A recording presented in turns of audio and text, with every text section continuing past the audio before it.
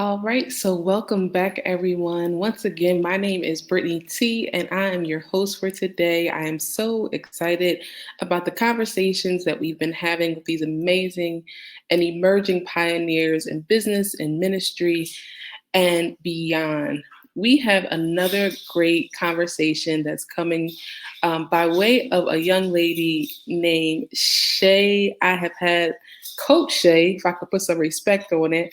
I've had the privilege and the opportunity to personally be coached by her as a part of my own journey as an entrepreneur, and I can vouch for the fact that she is A1. And so, true to this theme today of honor, I wanted to have her come on and share with us. She has so much wisdom and experience in her own journey as an entrepreneur.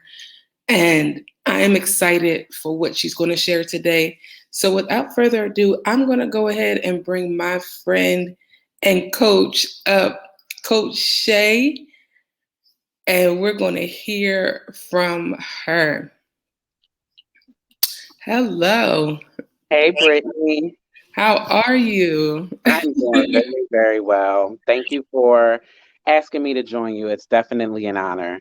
Of course. Thank you for agreeing. I'm excited to have you on the platform and just for others to hear from you. You offer so much great knowledge for, individuals, especially those just starting out and, the things that we don't always even consider when first starting a business, just those basic things you need to have in your toolbox. Yeah. And I'm excited for you to share because I think there's a lot of people who are in that space of wanting to launch and just really don't know where to start. hmm So before we get into all of the goods, if you could just start by just sharing a little bit about yourself and how you started in business. Well, my name is Shaonnah Hunt, but everybody calls me Shay. I am a mother of three beautiful children. I am a wife. I have an amazing husband, Tim, and we have been married for almost 9 years now. I am a certified business coach. My entrepreneurial journey did not start off as a coach, though. It started off with a women's ministry. My first women's ministry was Battle Ready Women, and I created that ministry in order to inspire women. My age, I'm 33, so my age and younger, and even older, but my target audience was mostly my age and younger, to focus on cultivating and building a relationship with God and a prayer life with God, what we desperately need and what He deserves. Mm. So I would do that through creating and selling prayer journals, and just helping younger women and women my age just get together and truly talk about their prayer life and what it is that they needed from God and what it is that they wanted to give to God, all of their burdens that they wanted to hand over to Him. So I started that. I went full time as an entrepreneur last year on my birthday on March 18th, which was actually the first day of shutdown for COVID, which is Wow. insane. Yeah, it's totally insane. And uh, that season of my life was just crazy all over the place. I was totally confused because I'm like, Lord, I know that you led me to leave my job, but it's a pandemic and my family has to eat. And even though I had enough in savings, in order to leave my job, I still wanted to have that consistent and steady flow of income. But thank God, he went exceedingly and abundantly beyond anything that I could have ever imagined. And because of that, other people were reaching out to me saying, "How did you do it? How were you able? You were at you had a corporate career. How were you able to leave that good paying job with those good benefits and go and do your own thing?" And I would start to tell them about things that I learned. I didn't have anybody to show me anything. You can rarely find people who will help you, unfortunately, in your entrepreneurial journey, either for free or for low cost. All of the Mm. coaching that I wanted to receive at the high level that I knew that I needed was like $1,500 for a phone call. And I'm just like, absolutely not. Like, Mm. I'm not making that kind of money. Right, Especially right. starting off, you're not making that kind of money yet. So I just started doing my own research and I started digging deep and I was reading any book, personal development or entrepreneurial book that I could. I was watching any YouTube video that I could. I was doing all of the free conferences that people were having just so I can just get information. And I started to write everything down. I have a notebook, a 5 subject notebook filled filled with just notes from my first couple months of being a full-time entrepreneur because I had nobody to really help me. So when I had the opportunity, when I had the knowledge, I said I can't keep this to myself. It Yeah. would be an injustice and it's just not fair to keep it to myself. So I started doing it for free, coaching people and helping people. And then I began to realize when it's free, no one really applies themselves like they should. So I Mhm. started charging people. And then, I started to really get into it. And I was like, you know what? I'm going to get my certification in this. So I went online. I got an online certification through this 12-week program through IAP College. And I got my certification. And I have just been going ever since and just helping as many people, especially women and especially women of color with all of the knowledge that I have. I just want to help as many people as I can. I think that's great. And I love, you sharing your own experience in terms of not having those resources right at your disposal affordably so, Yeah. and being able to now become a resource for the very thing that, you needed in your own journey. I think that's excellent.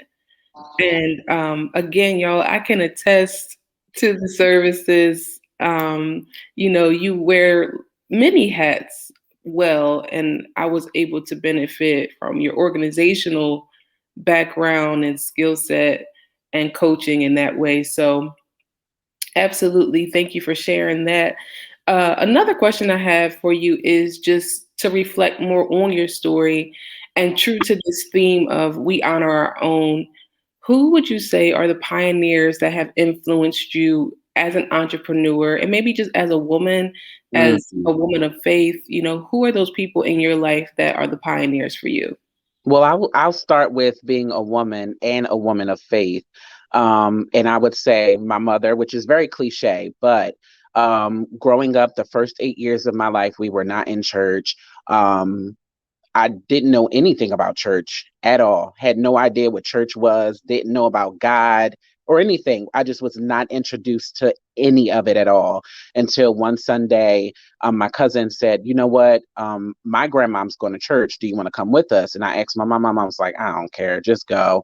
And I fell in love. I fell in love with the people. I fell in love with just the feeling. It felt like home. Like I can't even describe the feeling that I felt when I went to Mount Zion for the first time. And I fell in love with everybody at that church, and I was just constantly going week after week after week. One week they forgot me. I cried my eyes out. My mom said, "You know what? No, I'm going to go to this church. They got my daughter crying. I don't know what they teaching her." My mom went. She got saved. A couple weeks later, my dad went. He got saved. Now my dad's an elder. My mom's a missionary in the church, Wow. and from the age of 8 years old and up, we were raised in the church. At Mount Zion in Atlantic City, New Jersey, Church of God in Christ. And, my mom, just to see the 180 that happened to her, like that. Wow. And that doesn't happen to everybody. That's not for everybody. That does not happen to everybody. Sometimes it takes time for the person to come out of their old ways and to become the new creature that Christ has called you to be. But for my mom, it was instantaneous. And just to see her go from, you know, cursing and yelling and, just being this other person. She was a great mother. I'm not trying to take that away from her. Even when she wasn't saved, she was an excellent mother.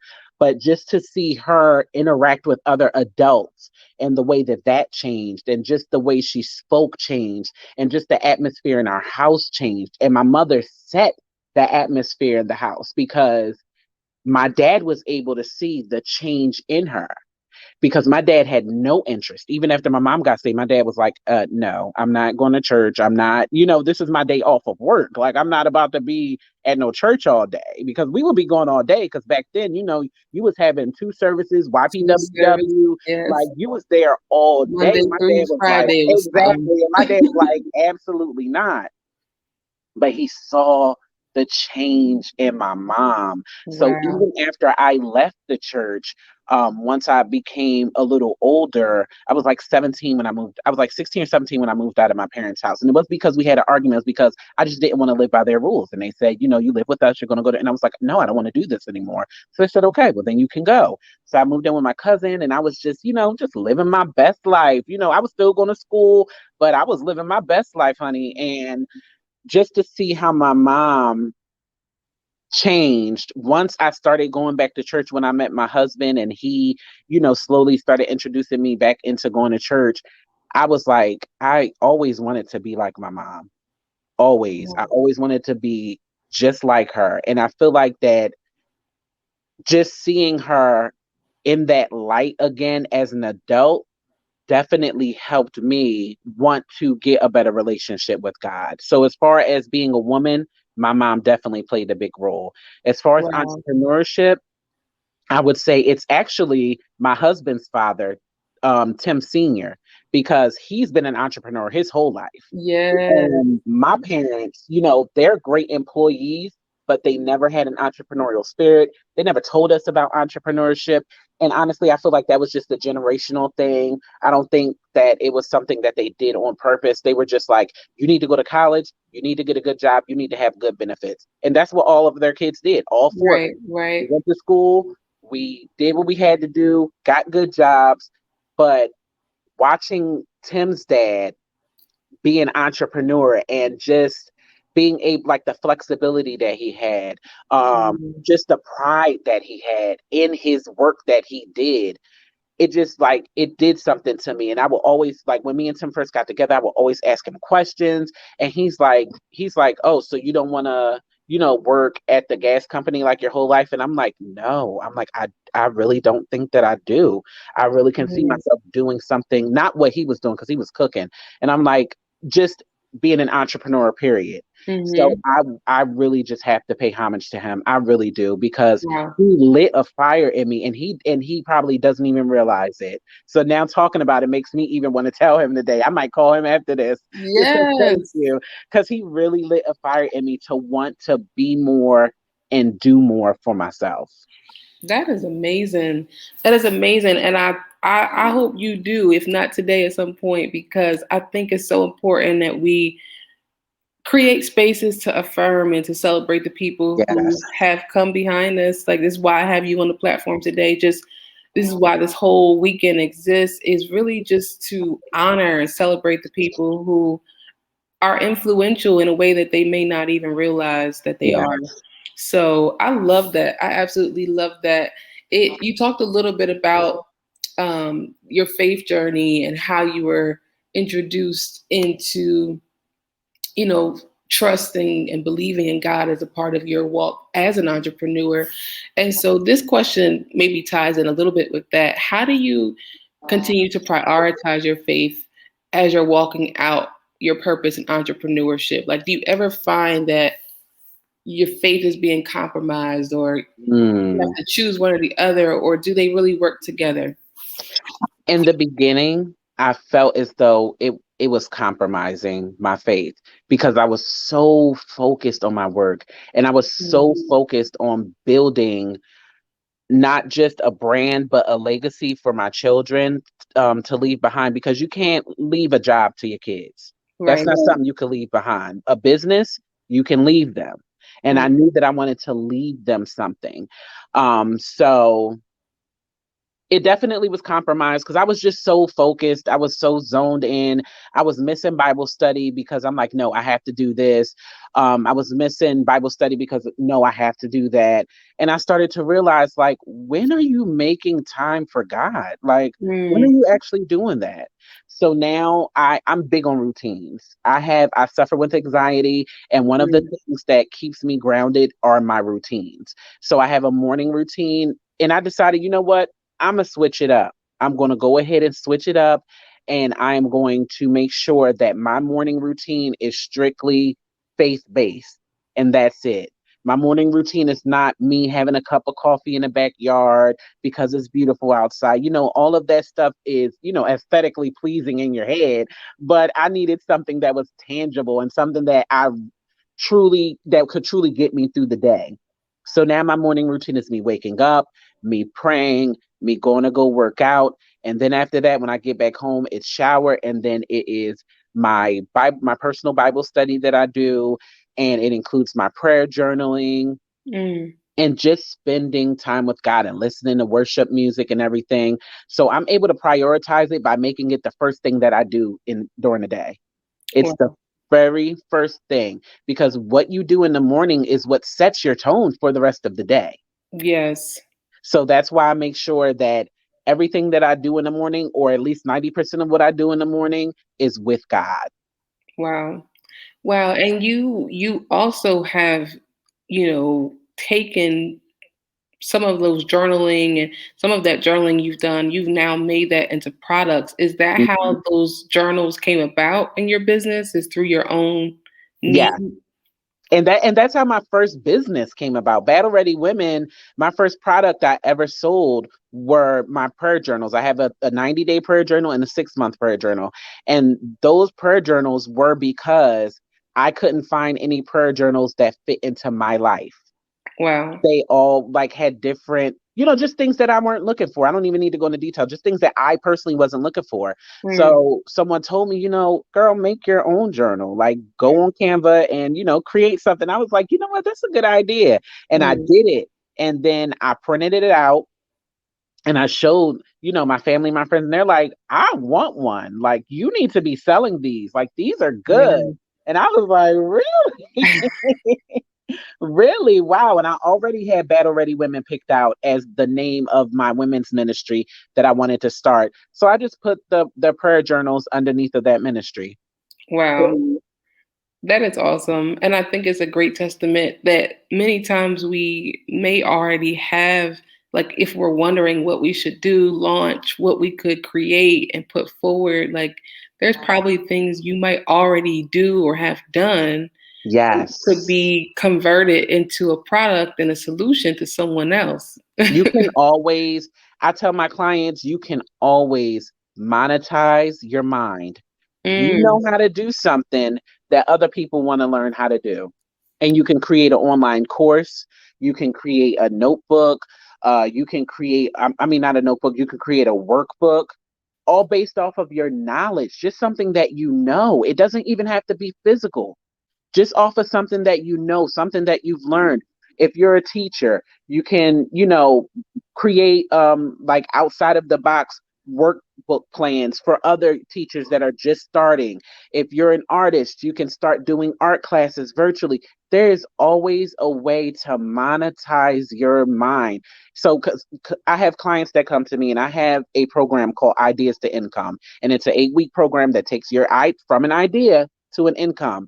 And a lot of times I get clients, probably 50% of the time, who don't even know what their idea is. They're like, I want to be an entrepreneur.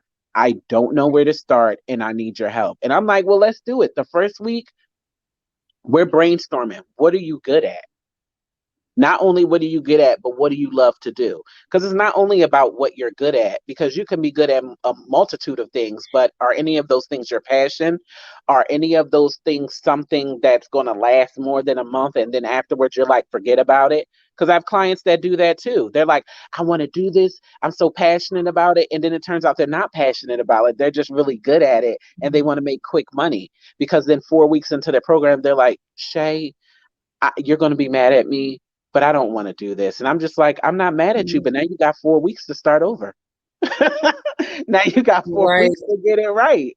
So you have to know what your passion is, because it's not just about what you're good at, but what is something that you can see yourself doing in the long run. Wow. Wow, and you kind of speak already just in what you just said to the next question. This segment in the program is themed out of secret, and so it's really appealing to individuals who feel like they are called to do more, but Mhm. are afraid, are fearful, are overwhelmed. Maybe they have too many ideas. Maybe they don't know at all. So just what are maybe some of those practical steps for someone who wants to be an entrepreneur but just is overwhelmed, doesn't know where to start or how to begin? I would say the first, and honestly, I'm literally just going to reiterate what I was talking about. I would say the first thing is to know what your passion is. Know what it is that you love. And if you have a hard time thinking about that, think about what it is that you find your what it is, what's something that you would even do for free for people without even getting paid for it. What's something that you'll do for free because it brings you joy to see other people happy because of it. So I love to cook. I went to culinary school, got a degree to find out that it wasn't my passion. It was something that I just like to do. But then I put that degree to the side and I got into customer service. And then I realized I like making people happy. And I'm like, okay, I like making people happy, but like customer service isn't really my passion. Like I don't feel like dealing with customers getting yelled at all day. Like that's not really what I'm Mhm. used to. Then I started my ministry and then I got into coaching. And that's when I said, this is my passion. I was doing it for free before people were even paying for it. And I was Mhm. willing to continue to do it for free. I was making money from my ministry. I went full time off of the money I was making from my ministry. So it's not like I needed to get paid from the coaching. It wasn't a necessity, but I loved teaching people. I love seeing just the light bulbs go off in their head when they come up with an idea. I love my clients texting me at 3 o'clock in the morning because they can't sleep because they got this great idea and they can't get it out of their head. And it's something that they want to do with their business. And it's the first thing that I see when I wake up in the morning. I love that. I genuinely love that. And that's how I was able to determine what my passion was. I did it for free and would have continued to do it for free. Wow. Well, that's great. And that is helpful because, again, I think you made a great point when you say sometimes just because you're good at it doesn't mean that's the thing. That doesn't mean that that's the passion that you should be monetizing because you might be good at many things, but if it's not going to produce that longevity and something you can consistently do, Exactly. it's going to become a burden. It's going to become, oh, I got to do this today. And it's like, Yeah. it's almost like you're back in that 9 to 5 space, right? Exactly. And consistency is 100% key. And I also want to touch on another part of the question when you said if they're fearful. If you are fearful, my favorite quote of all time, and I say this to literally all of my clients, be scared, but do it anyway. Be scared, but do it anyway. What's the worst that can happen? You fail. You not doing it is you failing, basically. So be scared, but do it anyway. Don't be scared to take that leap of faith, because especially if you feel as though that God has given it to you, because God's not going to lead you and then leave you. He's not going to open up a door Mhm. for you and then push you in the room and close the door behind you and say, okay, you got it now, Brittany, you good. No, he's going to stay, going to step into the room with you. He's going to be next to you when you're sitting at them tables that you know you don't belong at because you're not qualified for it. He's going to be right there with you all the way. So be scared, but do it anyway and take yourself out of it. Because if God has given you a vision and has given you something to birth, you have to make sure that you're not allowing your fear to abort that vision or that ministry or that nonprofit or the book that you're supposed to write or the album that you're supposed to produce. You have to make sure that you're not letting fear get in the way of what it is that you know that God has called you to do. Take yourself out of it and focus on who is this truly for. These are for the people that it's going to touch. And this is also for what? The glory of God above all things. The glory of God above all things. So if you don't do anything else, at least give your gift back to God that He has given you. And the way that you do that is to walk in your purpose. That is on point as always. And it's an encouragement no matter how long, you know, for myself, I've been walking this journey out. There are sometimes just those days where I'm like, oh, can I do this? And it's Hmm. just like going back to what you said, it's just that reminder that I love when you said God's not going to lead you and then leave you. It's just being okay with being in the hot seat and Yes. knowing knowing that he's got you either way. And So, he's gonna, I'm telling you, when you do that, when you are obedient, he will bless you with exceedingly and abundantly. My mm, quote for 2021 is exceedingly and abundantly. Because mm. since I left my job, that's all God's been doing for myself and my husband. My husband is an entrepreneur too. We're about to open our first barbershop next month. Yes, Giving us congratulations. thank you. And I'm telling you, it's been a long time coming because Tim's been cutting hair since 2007 and it's Mm, 2021.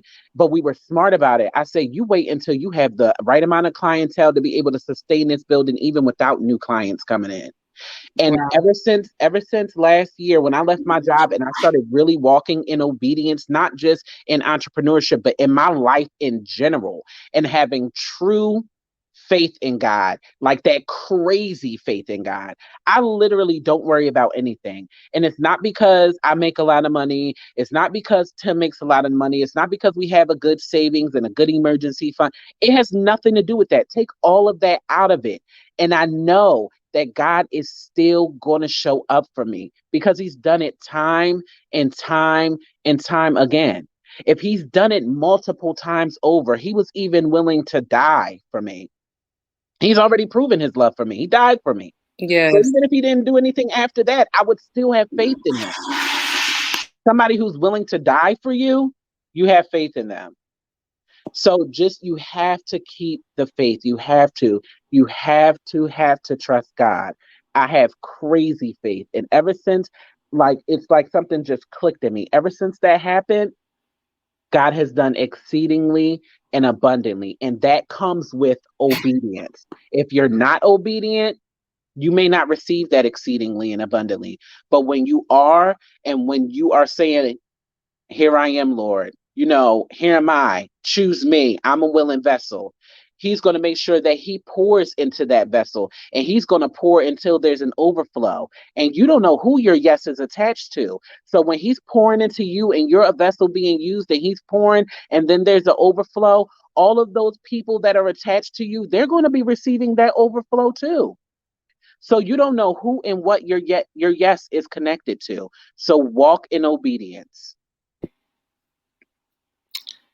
I mean, I'm gonna just drop the mic after that.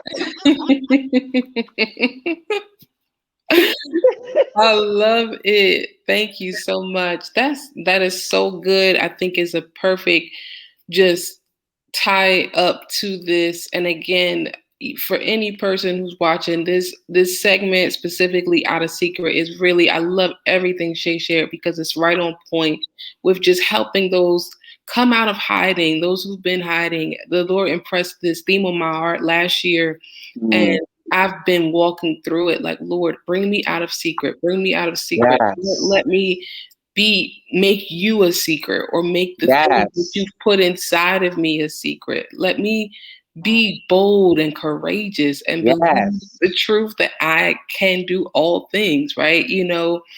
So this is so encouraging, even for me, and I know for someone else who's watching, who's just needing to take that leap.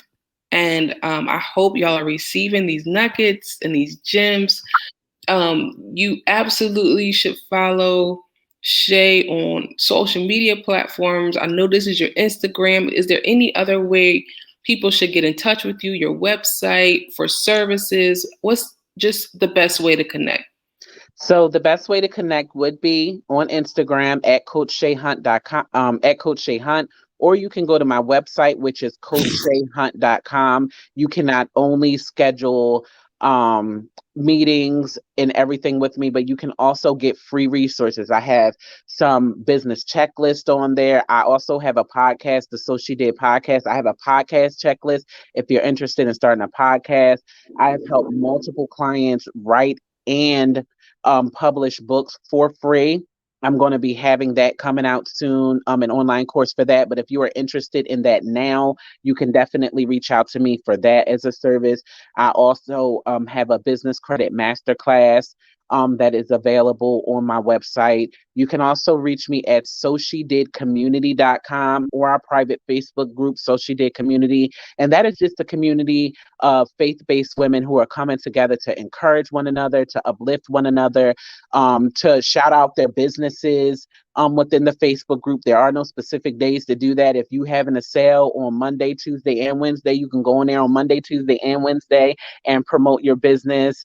Um, yeah, but coachshayhunt.com or sociedidcommunity.com are the best ways to get in contact with me or to check out my free resources that I have available. Absolutely. And I can tell y'all the business credit, I'm working on mine because of Shay. I'm in process. I got my DUNS number. I Yes. had to get some things straightened up with my addresses all being the same. So I'm working on that. Yep. But just full of resource, and absolutely I love the So She Did community on Facebook. That's a great space to be a part of and connect with other women. So just again, thank you so much. Thank you for just everything you're doing and just all of the value that you're bringing to people at a time when I think people need it the most. People are excited about entrepreneurship and the conversation of entrepreneurship, and your resources are absolutely phenomenal and just a blessing to people. So thank you for everything you're doing.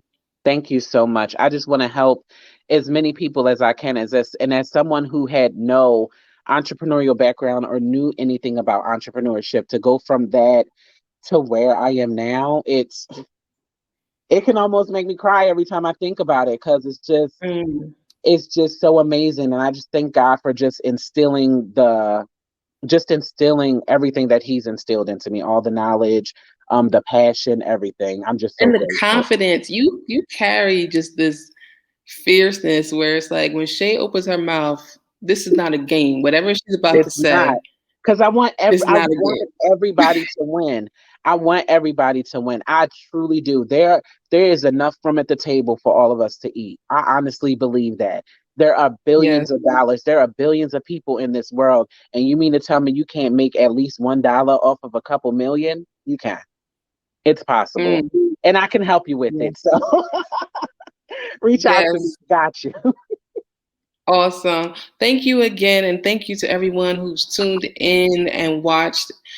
Be sure to again follow Coach Shay on Instagram. Coach Shay Hunt is the tag, and then also the website is listed on the screen, coachshayhunt.com, for freebies and as well as for those paid services that you can absolutely benefit from. Thank you again, Coach Shay, and we wish you all the best. At Happily Better After, I'm always happy to promote, to coach, and to celebrate the progress of individuals like yourself. And so if you can utilize us, this platform, for anything, please always feel free to reach out. It'll be my absolute pleasure. Thank you, Brittany, and thank you for creating this space for me to be able to come on here, and for anybody else who's going to be joining you this weekend. Just thank you for creating this space for us. I appreciate it. Of course. All right. Well, we'll be back with another segment and another interview shortly. Stay tuned. And again, thank you for watching.